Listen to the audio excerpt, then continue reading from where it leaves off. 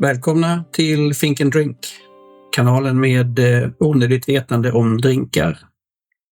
Så, take two. Mitt eget recept på en Rusty Nail alltså. En cocktail med bara 2 ingredienser ger ju milt sagt ett begränsat utrymme för variation. Och saken blir ju inte lättare av att den ena av de 2 är fast och bestämd. För Drambuie, den byter vi ju inte ut mot något annat på några villkor. Så parametrarna vi kan variera är valet av whisky och proportionerna mellan Drambuie och whisky. Eller ja, det är vad man skulle kunna tro. Men man missar lätt den tredje ingrediensen, isen. Val av whisky och proportionerna tänker jag ta upp längre fram i det här avsnittet när jag redovisar min sluga metod för att få whisky-motvilliga att börja uppskatta whisky. För nu vill jag uppehålla mig runt isen en stund. I mina Rusty Nail har jag frångått den stora klara isbiten som ju får räknas som standard i moderna drinkar idag. Och det är ju sant. I rätt glas är en stor kub eller lång stav av klar is väldigt snygg och läskande. Nej, min Rusty Nail är mer retro. Den ska ha krossad is. Jag säger retro för var det något man förstod i cocktailens tidiga guldålder och i den tidiga teak-eran också för den delen, var det hur lätt det är att balansera kyla och vattenmängd mot socker med hjälp av krossad is. Krossad is var extremt populär runt sekelskiftet 1800-1900. I drinkar alltså. Nu är det inte av nostalgiska skäl jag använder krossad is. Jag bara känner mig så gammal ibland. Att jag väljer sådan is är för att då får vi en snabbare nedkylning och kyla, som vi ju vet, ger en ökad uppfattning av sötma. Men krossad is gör också att drinken späds ut mer på kortare tid och detta tar udden av det söta. Vi får på så sätt ett nollsummespel vad gäller sötman, men får hjälp med att lyfta fram Drambuiens smaker. Krossad is bryter även ner likörens viskositet snabbare, vilket gör att de hemliga örterna och ljunghonungen får fritt spelrum i hela glaset istället för att bara ligga som ett sött täcke på botten av glaset. Och det är ju precis vad vi är ute efter. Drambuiens alla spännande smaker utan att göra drinken allt för söt. Eller jag kanske ska säga att det är vad jag är ute efter. Det här är ju en fråga om tycke och smak. Men just drinkens sötma är något som förändrats över tid. Vi ville till exempel runt 1960-talet ha sötare profil, mer likörtunga drinkar.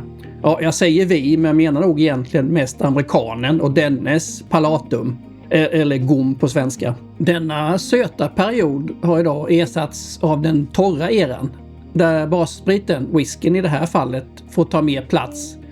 Och modifierings- eller justeringsmedlet, Drambuie, är därför att framhäva, inte överväldiga drinkens bas.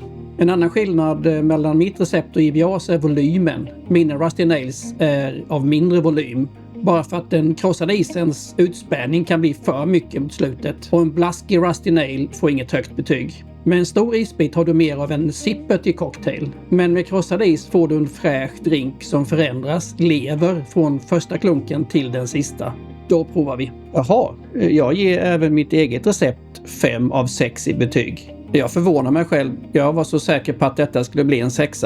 Men det är nog väldigt mycket goda minnen inblandat i den gissningen. Nu när jag tänker efter så har jag nog inte druckit någon Rusty Nail under hela 2000-talet. Och tror helt ärligt att jag kanske vuxit ifrån den helt enkelt. Och det för mig inte helt osökt in på min metod för att konvertera förringare av whiskyns storhet. Eller som i mitt fall, lär mig att uppskatta Rusty Nail igen, som på 1900-talet. Eller metod och metod. Det här är ju inte raketforskning på något sätt. Även om jag nog har upplevt en och annan Rusty Nail med rent raketbränsle till whisky i. Allt jag gör är att jag varierar 2 parametrar över tid. Vilken whisky jag använder och proportionerna mellan Drambuie och whisky. Vad gäller val av whisky har jag ju tidigare sagt att kvaliteten av ingredienserna är väldigt viktig. Men samtidigt som jag säger det menar jag att vi börjar med en bra, snäll, prisvärd whisky så här i början.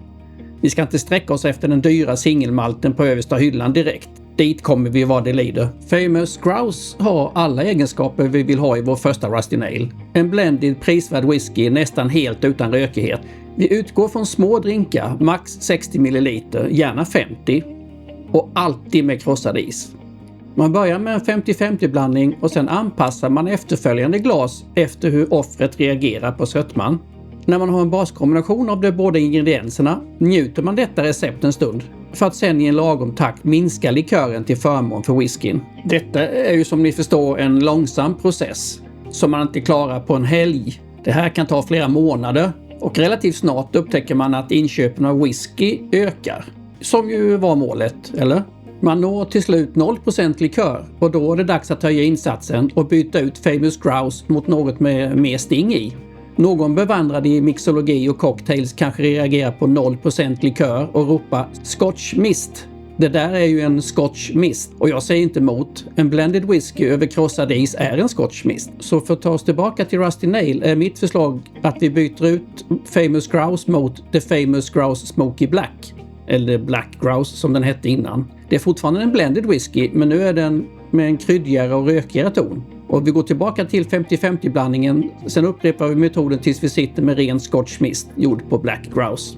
Får man ett bakslag här på grund av rökigheten skyndar man och byter till Monkey Shoulder och upprepar proceduren 50-50. Nästa steg bör vara en singelmalt tycker jag, men inte någon av de rökiga sorterna än. Nej, Glenmorangie, den 12-åriga, är ett utmärkt nästa steg.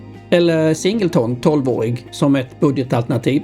Hittar man rätt proportioner här kan det mycket väl bli det här man stannar vid. Det här blir den Rusty Nail man dricker i fortsättningen. Fast Famous Grouse är aldrig fel. Och den kan också kännas lite mindre uppnäst. Men för att löpa hela linan ut ska man väl ändå ha prövat en rökigare whisky också. Lafroy kan vara lämpligt. Så där, det är min metod. Finns det någon nackdel? Ja, du kan ju förstås stå med en massa öppnade whiskyflaskor ifall du har testat dig igenom alla varianter. Men om min metod har fungerat något sånär, så tro mig, det där är ett övergående problem. I min nästa Rusty Nail ska jag nog ha i några stänk Angostura Bitters.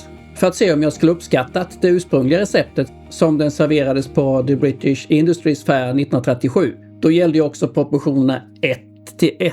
Men nu är det nog dags för ett avsnitt med en cocktail baserad på gin tror jag. Tills dess, skål och mixa lugnt.